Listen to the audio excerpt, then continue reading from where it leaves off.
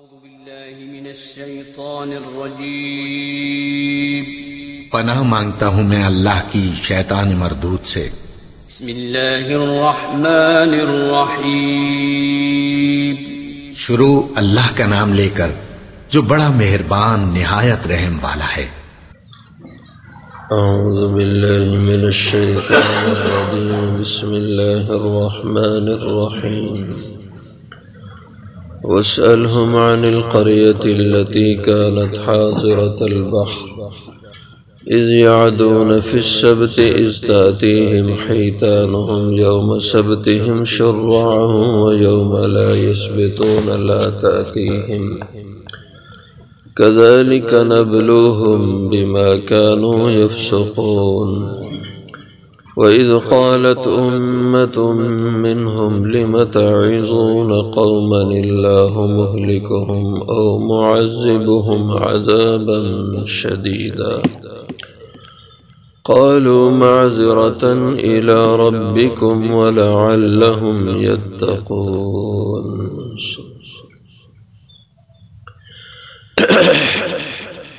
وسلہم اور ان سے پوچھئے عن القریۃ اس بستی کے بارے میں التی وہ بستی کانت حاضرۃ البحر جو تھی سمندر کے کنارے اذ یعدون جب وہ حد سے تجاوز کر جاتے تھے فی السبت ہفتے کے دن میں اذ تأتیہم استاتیہم جب آ جاتی تھی ان کے پاس حیتانہم ان کی مچھلیاں یوم سبتہم ان کے ہفتے کے دن شرعاً ظاہر و یوم لا یسبتون اور جس دن نہ وہ ہفتہ مناتے لا تاتیہم تو نہ آتی ان کے پاس کذالک ایسے ہی نبلوہم ہم نے ان کا امتحان لیا ان کو جانچا بما کانوا یفسقون بوجہ اس کے کہ جو وہ نافرمانی کرتے تھے۔ وَإِذْ قَالَتْ أُمَّةٌ مِّنْهُمْ جب کہا ایک گروہ نے ان میں سے لِمَ تَعِظُونَ قَوْمًا کیوں نصیحت کرتے ہو ایسی قوم کو اللہ مہلکہم کہ اللہ انہیں ہلاک کرنے والے ہیں او معذبہم یا ان کو عذاب دینے والے ہیں عذابا شدیدا عذاب سخت۔ قالوا معذرة الى ربکم تو وہ کہنے لگے عذر پیش کرنے کو اپنے رب کی بارگاہ میں وَلَعَلَّهُمْ يَتَّقُونَ اور تاکہ یہ لوگ بچ جائیں۔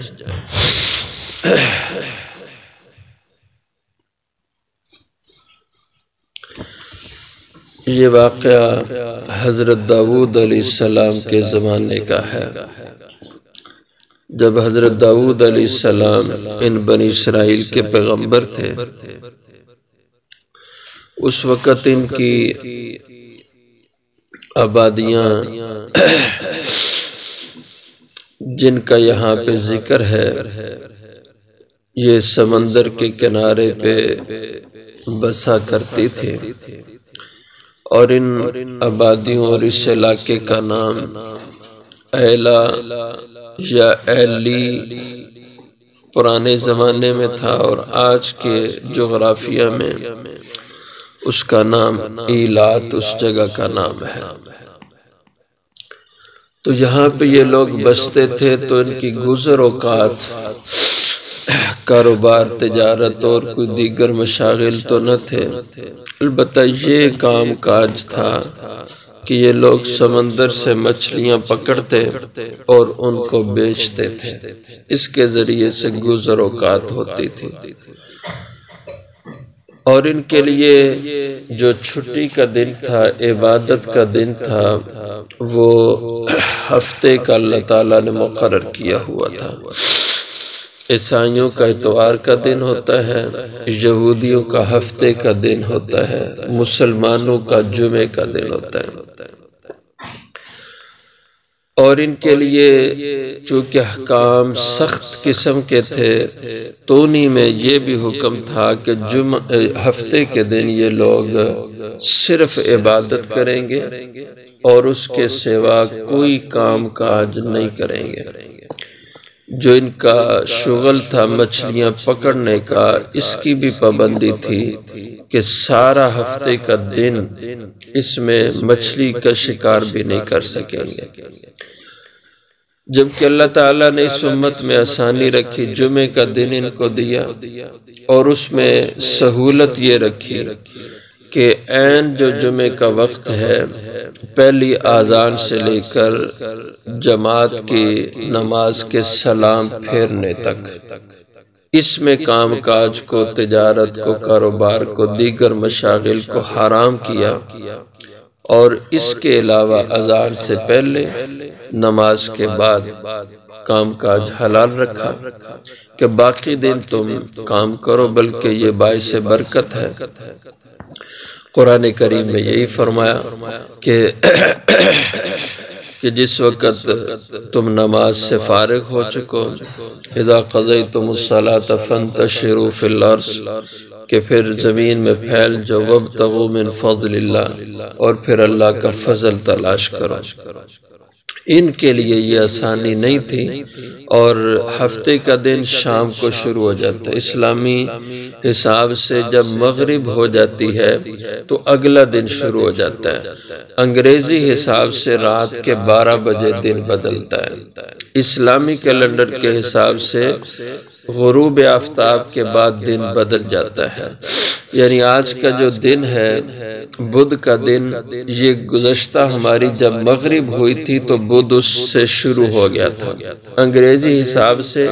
یہ ہمارا بدھ آج رات 12 بجے شروع ہوا ہے اور اگلی 12 بجے یہ جا کے ختم ہو جائے گا۔ تو ہفتے کا دن غروب آفتاب کے بعد شروع ہو جاتا تھا اور اگلی غروب آفتاب مغرب تک یہ دن رہتا، اور اس پورے دن میں ان کے لیے مچھلی کا شکار حرام تھا۔ لیکن یہ لوگ باز نہ آئے اور اس میں بھی شکار کرنے لگے، لیکن ہیلے سے کہ اللہ تعالیٰ نے ان کا امتحان لیا، اور انسان کو زندگی میں اللہ آزماتے ہیں، امتحانات سے اس کو گزارتے ہیں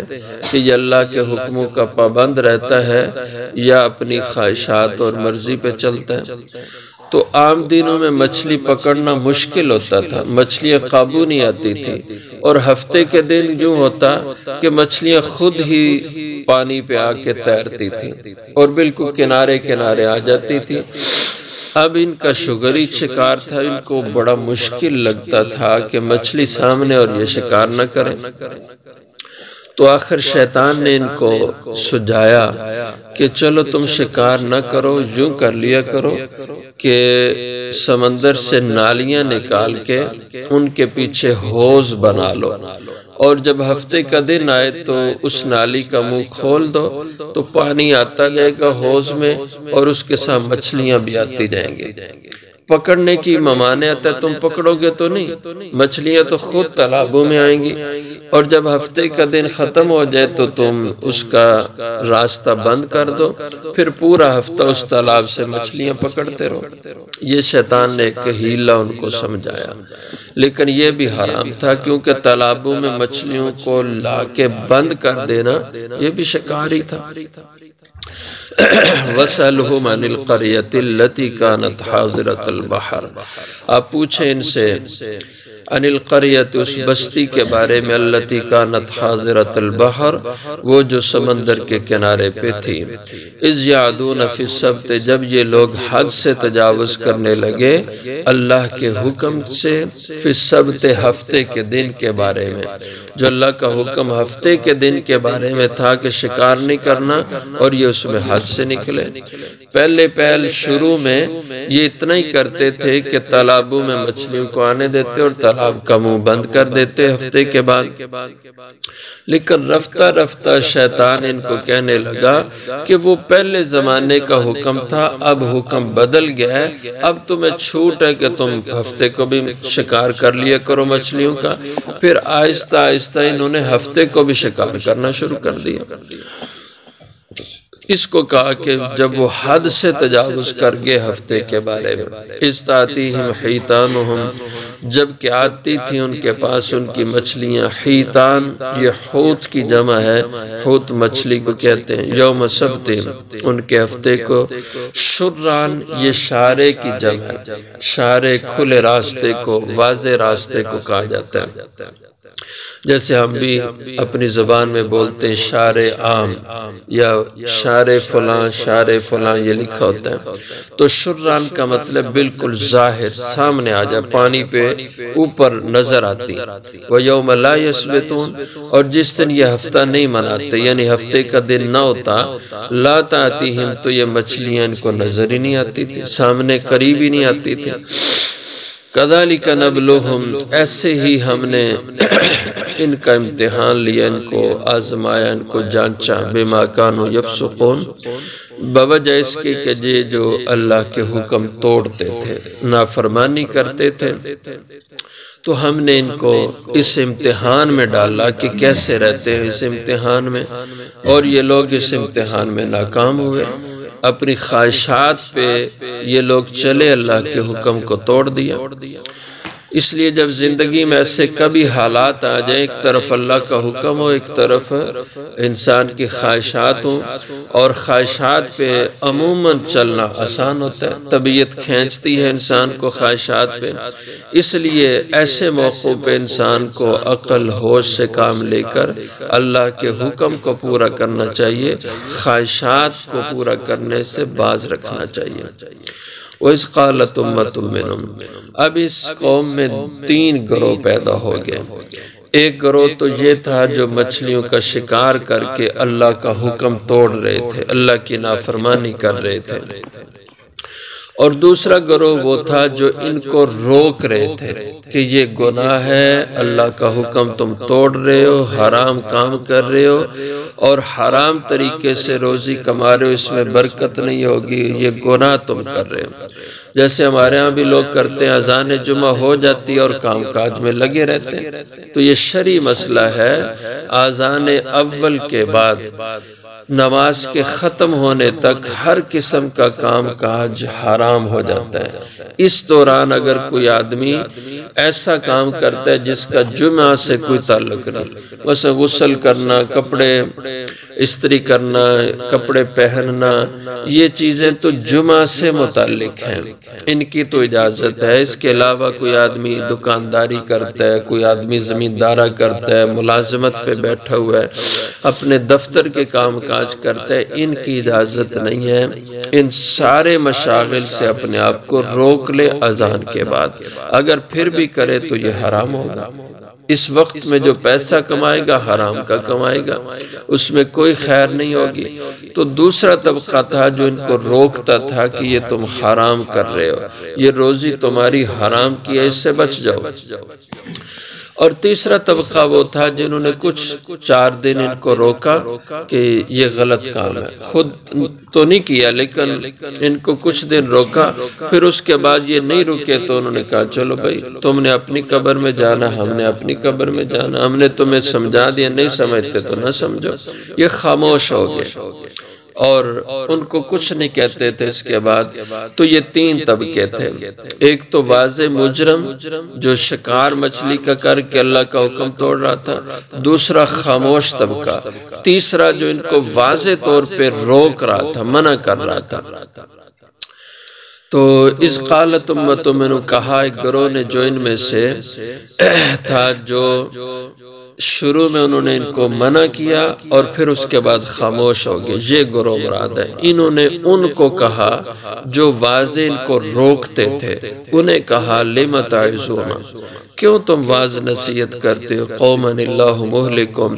ایسی قوم کو، ایسے لوگوں کو جن کو اللہ ہلاک ہی کرنے والا ہے، یعنی جو خود ہلاکت کی طرف جا رہے ہیں، تم خام خواہ کیوں ایسا ان پہ زور لگاتے ہو، خاموش ہو جاؤ۔ او معذبہم عذابا شدیدا، یا اللہ ان کو کوئی سخت عذاب میں ڈالنے والے ہیں۔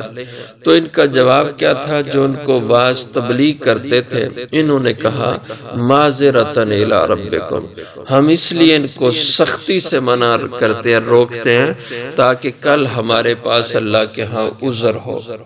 کہ اللہ ہم نے یہ جرم نہیں کیا تھا اور ان جرم کرنے والوں کو ہم نے سختی سے منع کیا تھا، لیکن یہ باز نہیں آئے تھے، ہم اللہ کی پکڑ میں نہ آئے۔ کیونکہ حضور اکرم صلی اللہ علیہ وسلم کی حدیث مبارکہ ہے کہ اذا رأیتم منکرا، کہ جب تم کوئی منکر گناہ کا کام ہوتا ہوا دیکھو تو پھر اس کو تم اپنے ہاتھ سے روکو، اگر ہاتھ سے روکنے کی طاقت ہے، اور اگر ہاتھ سے روکنے کی طاقت نہیں تو پھر اس کو تم کم از کم زبان سے ضرور برا کہو، زبان سے اس کی مخالفت کرو، اور اگر زبان سے بھی گناہ کی مخالفت کی طاقت نہیں ہے تو پھر کم از کم آخری جو درجہ ایمان کا ہے کہ دل میں اس گناہ کی نفرت تمہارے ہونا چاہیے، اور اگر کسی گناہ کی دل سے بھی نفرت نہ ہو تو پھر انسان کا ایمان ختم ہو جاتا ہے، پھر یہ ایمان سے نکل گیا آدمی کہ اس میں ذرا ایمان کی رتی نہیں کہ جو گناہ سے اس کے دل میں نفرت ہو اور گناہ کو گناہ سمجھے۔ اس لیے جب طاقت ہو تو گناہ کو روکنا چاہیے اور گناہ کرنے والوں کو ہاتھ سے روکنا چاہیے۔ اگر فتنے کا اندیشہ تو پھر زبان سے گناہ کو گناہ کہا جائے، اس کی مخالفت کی جائے، اور اگر خاموش رہے گا تو کل اللہ کے ہاں پکڑا جائے گا۔ جیسے اللہ کا عذاب گناہ کرنے والوں پہ آئے گا تو خاموش رہنے والا بھی اللہ کے عذاب کی لپیٹ میں آئے گا۔ اس قوم پہ ایسا ہی ہوا، جب اللہ کا عذاب آیا تو وہ لوگ جو خاموش تھے اور گناہ سے ان کو سختی سے روکتے نہیں تھے، وہ بھی ان کے ساتھ ہی اس رگڑے میں آئے تھے، اور صرف وہ بچے تھے جنہوں نے سختی سے کھل کر ان کی مخالفت کی تھی۔ تو انہوں نے کہا معذرۃ الی ربکم، اپنے رب کے سامنے عذر پیش کرنے کے لیے ہم ان کی مخالفت کرتے ہیں، وَلَعَلَّهُمْ يَتَّقُونَ۔ اور یہ جو ہم نے فلسفہ پکڑا ہوا ہے نا، وہ جو دا اپنا دین میرا اپنا دین، وہ اپنے گھر میں اپنے گھر، اس نے اپنی قبر میں جانا، میں نے اپنی قبر میں جانا، ہم خام خواہ کیوں ان کے ساتھ مخالفت بنا لیں؟ بھئی ایسا نہیں ہے، دین کا معاملہ ہے، جب گناہ ہوتا ہوا دین کی مخالفت ہوتی ہوئی دیکھو تو اس کی مخالفت کرو، اس کے خلاف بولو تو، اور اس کو برا سب کو بتلاؤ، یہ ایمان کا حصہ ہے۔ اور وَلَعَلَّهُمْ يَتَّقُونَ، انہوں نے کہا اس لیے ہم کوشش کر رہے ہیں کہ شاید کہ یہ لوگ اس گناہ سے بچ جائیں، ایک دن آئے کہ ان کے دل میں یہ گناہ کا گناہ ہونا آ جائے اور یہ اس گناہ سے بچ جائیں، ان کی آخرت بن جائے، اللہ کی پکڑ سے بچ جائے۔ اور یہی اصل ہمدردی ہے کہ انسان کو دوسرے کی خیر خواہی اور بھلائی اسی طرح کرنی چاہیے۔ اگر کسی کو غلطی میں گناہ میں دیکھے تو بھرپور کوشش کر کے اس کو گناہ سے باز رکھنے کی کوشش کرے کہ یہ اس کا بھلا ہے۔